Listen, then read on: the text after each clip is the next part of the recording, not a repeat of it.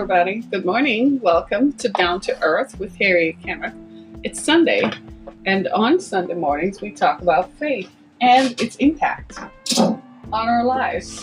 Down to Earth is a show in which we talk about the issues that matter. And today on our show, we're going to talk about the ending of a decade. That's right, the ending of a decade. Today is the first day of the last month of the 2010s. It's been 10 years, y'all. So we're going to talk about how our faith has improved or not, how we've seen some things rock our faith, and what can we expect and what do we think is going to happen in the next decade. I'm curious because the 2010s brought us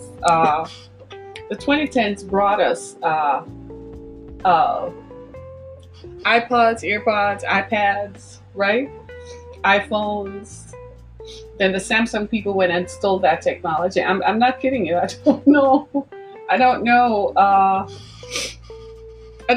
I'm not saying anything, but we're going to talk about that in depth. I'm not criticizing or saying anything. I'm just saying that Samsung did not exist. Samsung phones did not look like iPhones until iPhones were made. So I don't think it was iPhones who copied. I don't mind you. They say imitation is the most sincere form of flattery, I guess. But the thing is, if you're going to imitate me, don't be just like me. You know what I mean? That is injurious, and I find it is disingenuous. It's almost as if you're saying, I like you, but I don't want you to know that I like you. That's disingenuous. I like what you're doing, and I want to be just like you. So I'm going to copy everything that you do just the same. That's how the Samsung Galaxy phones are to me. The technology is archaic. I can't use them. I just simply can't. I don't know what I'm doing. You give me one and I'm like, where do you go with this stuff? What do you do? It's like a throwback to like 2004, 2007. So there's a parody running through on social media about AirPods. Anyone knows what those are? AirPods. Right. Well, AirPods are these nifty little were Bluetooth, the descendants of Bluetooth. I'm dying. And the ear, so you put them in your ear and you're driving. So this parody, this meme is running through on social media. I came across, and in the meme, this guy is saying that he has AirPods and he think he lost them, and he might have lost them in his Tesla. So it's the representation of it is that if you have AirPods, you own a Tesla. And he's sitting on the beach and he's like, what am I without my AirPods? Where is God? God doesn't like me. And then he's like, am I a poor because I don't have AirPods? And then he found his wife with the Bluetooth device. You remember those? We thought we were so cool. And he's like, what is this? 2007. You've got to see this parody. I'm going to send it to my Twitter feed later on. You got to see this. It is hilarious. It's running through on Twitter and on Instagram. And I, for one, I am dying. Right? It's just crazy, this stuff. So in the last 10 years, technology sort of plateaued. I mean, in 2008, 2009, I remember when I got a Trio 650 phone. Anybody remembers that? You could type it on the screen. Anybody remembers that? And it had a stylus. I thought I was so cool. And then I bought a Bluetooth device. You couldn't talk to me. Before they brought in the pink ones, I had a silver one that matched my silver Trio 650 with a stylus. You couldn't talk to me. I walked without my feet. I walked on air. My feet did not touch the ground. I was so cool. I thought I was the coolest. I was just walking and people were looking at me and the phone rings and I'm like, hello? And I'm carrying on a conversation. And the phone is not on my ear. So people were like, who are you talking to? And I'm like pointing to my ear. I'm on the phone. Oh, the 2010. Then we got iPhones. And I was with Verizon Wireless. And Verizon Wireless didn't do iPhones for a long time. Can you imagine? It sucked.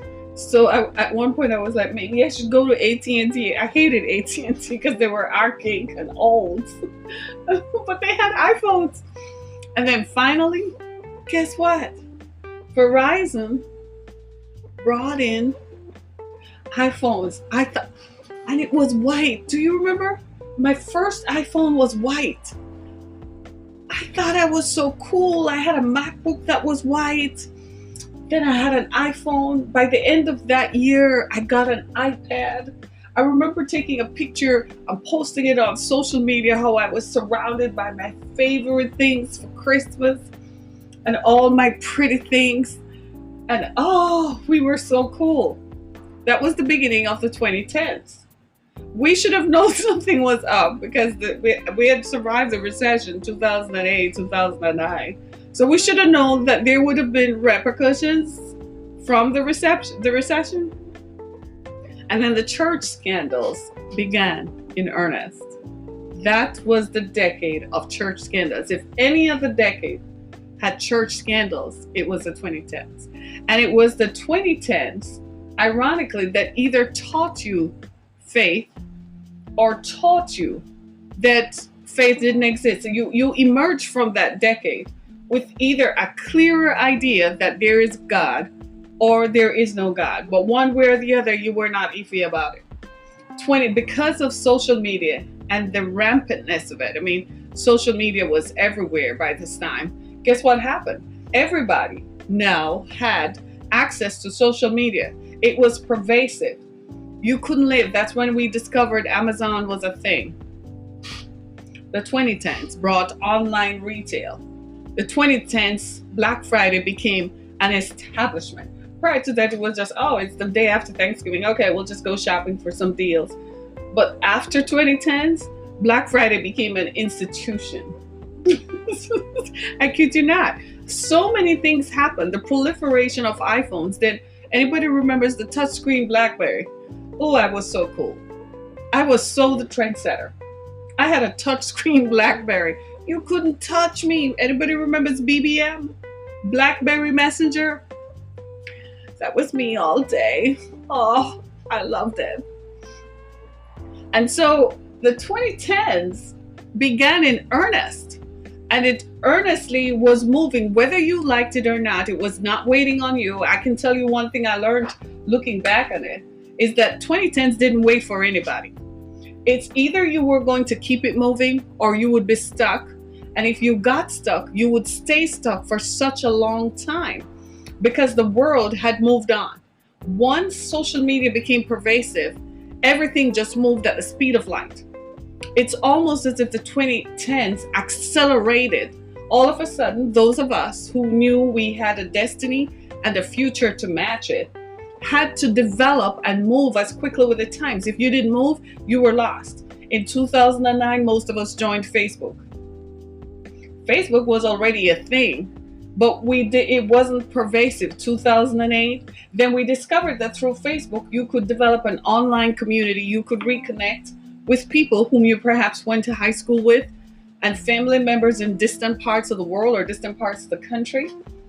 We began to connect with people all over. For people like me, it became a platform. For people like me, social media became media. I have come to appreciate social media as media, not another form of media, but that it is media. In fact, social media is fast replacing traditional media. With social media also came streaming services like Netflix. Netflix was the pioneer here, right? I remember in 2011 when my daughter opened her first Netflix, she told me about Netflix because it was something college kids were doing because it was cheaper than cable. They didn't care about the news. We used to get notifications on their phones for the news. They don't care. They were in college. They don't care if the world stopped, right? And so social media became media. And over time, in the last decade, we're seeing where social media is replacing media. And I am for it. Traditional media is stuck up. Traditional media tells you that I know what's best for you. I know what's good for you, and what is good for you is what I'm doing. But social media gives you a chance to express yourself. Now, suddenly everybody has a voice and everyone wants to be heard. No one wants to be left behind. Social media gave people that opportunity to voice their concern. Now we can communicate with our elected representatives much quicker and much faster without sitting down to write a pen, without sitting down to write a letter to the editor or to write a letter. You can simply go to their Facebook page, their media page, social media, and communicate how you feel. Social media created what we now call influencers, people who are paid to endorse products. Once upon a time, that was only for the rich and famous. That was only for people who were famous. Now, social media, YouTube, and other forms and other platforms have become a way for others to discover their talent and to share their talent with the rest of us. It has its good, it has its bads, but largely it has benefited humanity. Humanity has benefited from some form of social media. It has brought us all together. It has put us in real time. Now we don't have to wait for CNN to send a camera to London. Somebody can upload it to their Facebook page. They can upload it to Instagram or Twitter. And we can see that social media also brought us the Arab Spring, the uprising in Egypt that set in place. If they hadn't quelled it, it would have become something else. A lot of interesting things happened in the 2010s. I think the thing we'll most remember is media. But what about faith? While all of that was going on, there was a startling revolution taking place in the church. Just as social media intersected and affected every other area of our lives, it also affected faith. It affected the delivery of the message of hope and the message of the gospel. The ways in which we deliver that message today changed. We also got a bird's eye view into what the people who preach faith, what their lives are really like. And when the mask was taken off and lifted off, we didn't like what we see. That's why you have to be careful sometimes. When you expose yourself, you have to be real careful. You have to make sure what is underneath matches up with what you present. And what we found with this advent in social media was that for a lot of people, they were exposed. What they presented was not what they looked like. Thanks to social media, a lot of people lost their ministries, lost their platforms because their lifestyles just didn't match up with what they were presenting. That might be a good thing. It was all in the shuffle. It was all in the shuffle. It was all going to happen, right? It also affected not just how we delivered the message, but also how we heard it. So we had more options. We can tune it out. We don't have to go into it. It changed the way we worshiped. We don't have to go into a building called a church. We can stream it now. In streaming it now, it gives most of us a chance to say, well, I don't have to go in. I can sit on my couch and stream it. It affected the people who own churches. They stopped making money because once they got you in the building, they were going to get their money from you. But if you are not in the building, their numbers are down. They stop acting big pimping and big balling, right? And they're not getting the money that they should from you. Because now you have more options. You can stream it. Now, what you will find is that a lot of preachers are on what is considered non-traditional Christian programming. They're on USA, they're on Lifetime, they're on ION television, they're on every other channel but Christian TV. Christian TV is almost non-existent today because it existed solely for the spreading of the gospel, so that a platform for Christian preachers to present their message. But with the advent of social media, you don't need Christian TV. If that is its genre, they did something wrong. Because guess what? Lifetime makes movies about women in situations, right? Is Lifetime still on? Yeah. ESPN makes programming about sports. Is ESPN still relevant? Yes. Cartoon Network makes cartoons for children. Is it still relevant? Yes. Why did Christian television disappear? If they make programming about Christianity, that's the key. It was not programming. It was platforms presenting the gospel.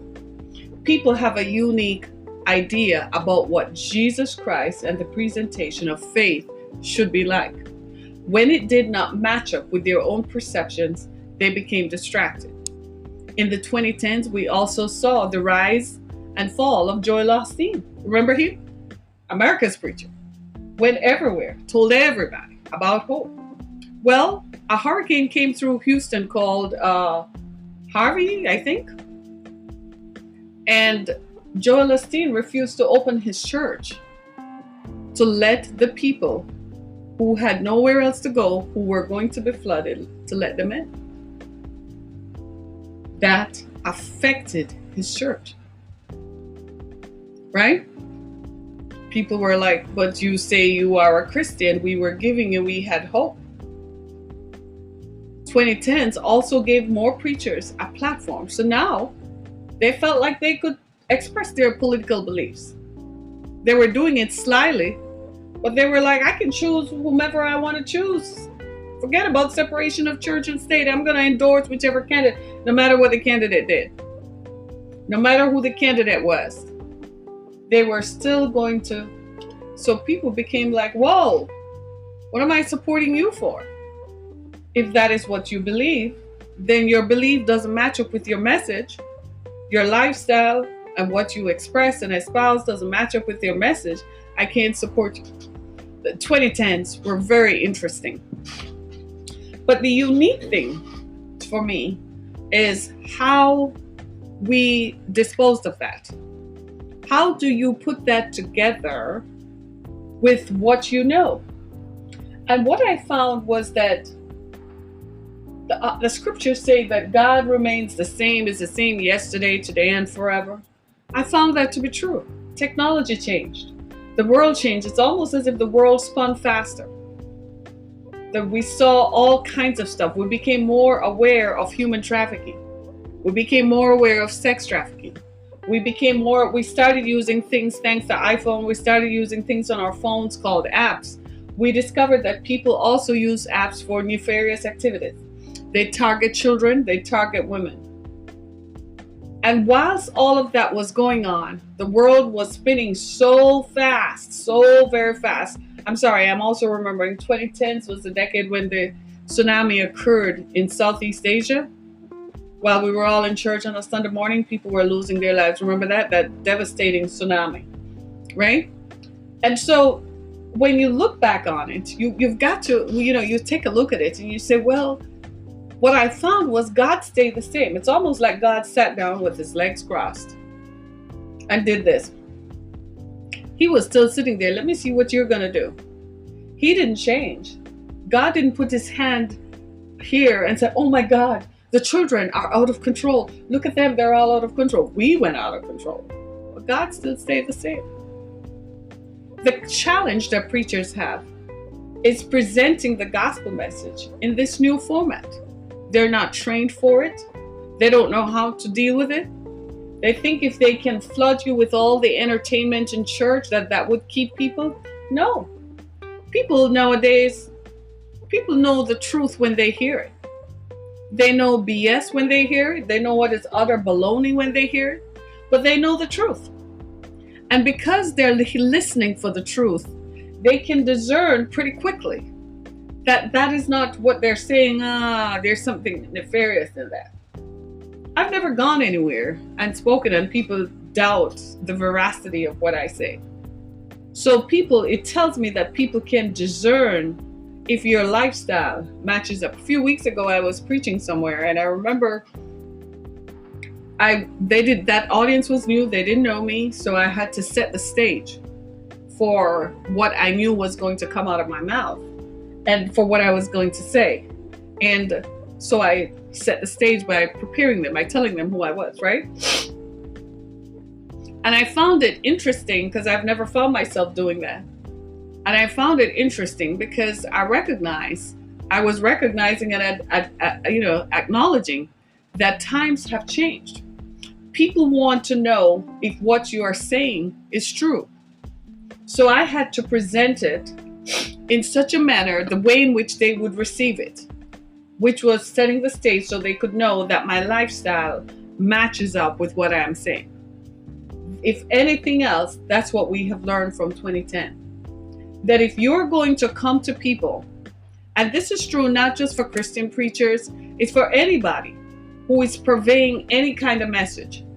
If you are a TED Talks speaker, whatever you are going to say better match up with your lifestyle. You remember Jillian Michaels on The Biggest Loser, that show? It became The Biggest Loser because they were punishing people. And Jillian Michaels said that she lost weight naturally. What they found out due to social media was that she was actually a fat kid in school.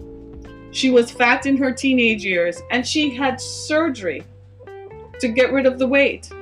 It totally destroyed the authenticity of her message. The Biggest Loser became a big loser, and nothing happened. Do you see what I'm saying? So if anything else, the 2010 taught us was the power of authenticity. The fact that you have to be authentically you. If you're going to do something or say something, then it has to come from a place that is authentically you. If it is authentically you, people are going to see it. In the 2010s, we also discovered this guy, the guy who held a secret. You remember that? And he was taking people out into Arizona, into a commune, and then they found out he was a liar. He was ripping people off. If there's one thing we have learned, if you are going to distribute or purvey any kind of message, you have got to be authentic. Now, people might ask, well, how do I dispose of my faith? Well, where is your faith? Where do you put your faith? What belief system is attached to what you call faith? Faith is the belief in the power of something changing, that no matter what is going on, things are going to change. Faith is hope, because you haven't seen the evidence of it yet. You haven't experienced it, but you believe that it's going to happen. So you start acting as if it's going to happen. You ignore all the situations that are going on around you, and you act as if the future has come into the now. That's what faith is. So if you were to ask yourself, then what do I do with this faith? You continue to hope. You continue to believe. You continue to search until you find that which your heart locks onto. You're still looking for hope. Maybe it's not going to come from the Joel Osteens. If anything, the 2010s has taught us you can't believe in people who are iconic, because once the reality is going to show us, and it's not going to match up with what they purvey. I can never look at Joel Osteen right now. I used to be a fan. My friends, I was fandom special, right? But now, I doubt the veracity and the truthfulness. I don't want to hear it now, because I now believe that it's not true. That what you're saying are just words you prepare because it's not coming from a place that is authentic. If anything the 2010s has taught us about faith is to be authentically you in whatever you're going to do. If you believe you're called to be a singer, authentically sing. If you believe you're called to be a photographer, do it with authenticity. If you believe you're called to be a rapper, do it with authenticity. Now we're advancing into this new decade, and here has emerged another one. Here comes Kanye West declaring that he had an epiphany from heaven, and suddenly he has found Jesus Christ.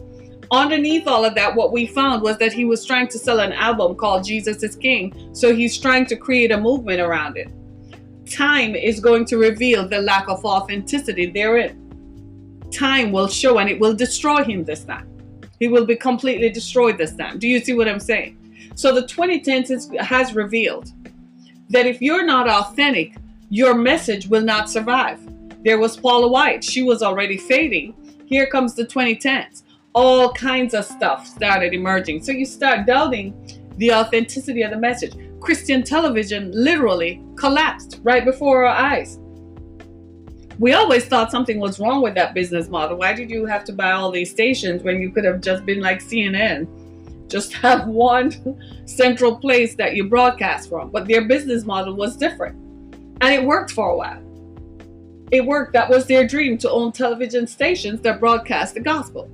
Well, times came, and the 2010s revealed you don't need all of that. You just need YouTube. You need Facebook Live. You need Twitter Live.